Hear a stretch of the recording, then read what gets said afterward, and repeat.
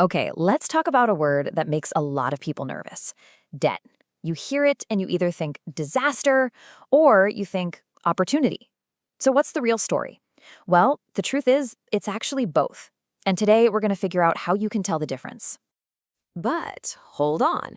Before we dive into all the details, I want you to ask yourself something really important. What's your financial mission? No, seriously, take a second. What's the big goal? Is it buying that first house? Finally starting your own business? Whatever it is, get that picture clear in your head, because that mission, it's the key to this whole thing. See, when you know why you're doing something, when you have that mission, debt suddenly isn't this big, scary monster anymore. It becomes a tool, a really powerful one. Think of it like a lever that can help you get to that big goal way, way faster than just saving up cash ever could. But, and you knew there was a but, right? If you use that same tool without a clear purpose, without that mission lighting the way, well, that powerful tool becomes a trap. It turns into this heavy chain that just drags you down, destroying your future with every single interest payment. So you've got this double-edged sword. How do you use it without, getting hurt? It's actually pretty simple. It all boils down to understanding the difference between two very different types of debt. And trust me, they are worlds apart. All right, first up, good debt. Now, the magic here isn't about the borrowing itself. It's about what you do with the money. Good debt is when you borrow to buy an asset, something that's either going to grow in value over time, or even better, something that's going to start putting money back in your pocket. And then there's the other side of the coin: bad debt.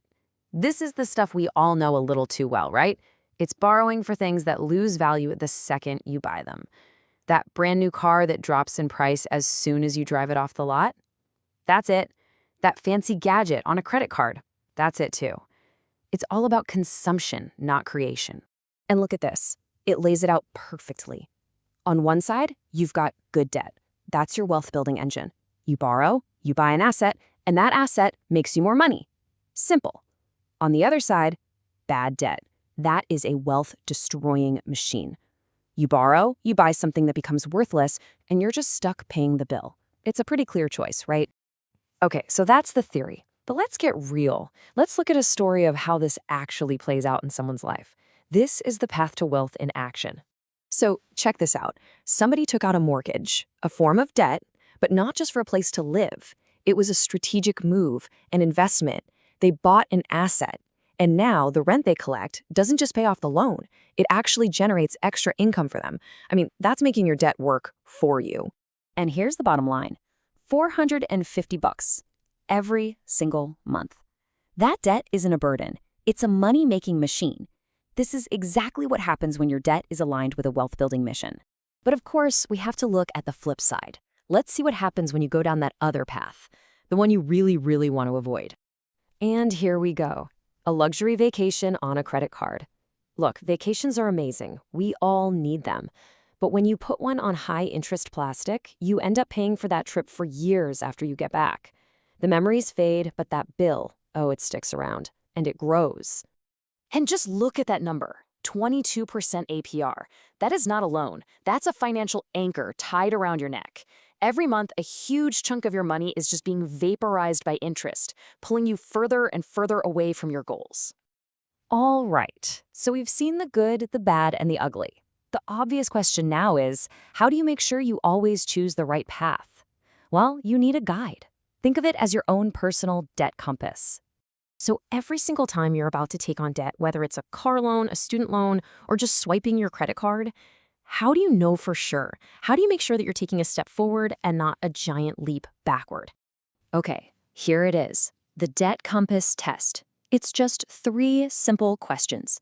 Number 1, does this create long-term value? Will it be worth more later or make me money?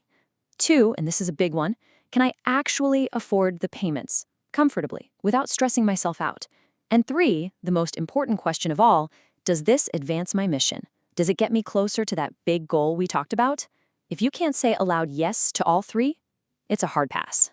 And I want to leave you with this thought because it really hits home. Misunderstanding debt isn't some small financial mistake. It's one of the biggest things that can hold you back. But the good news? Once you understand it, you can flip that whole script around and use it to your advantage. So, when it all comes down to it, the question isn't whether debt is good or bad. That's the wrong question. The real question, the one you need to ask yourself from now on, is this: what mission will my next debt serve? Think about that. Thanks for tuning in.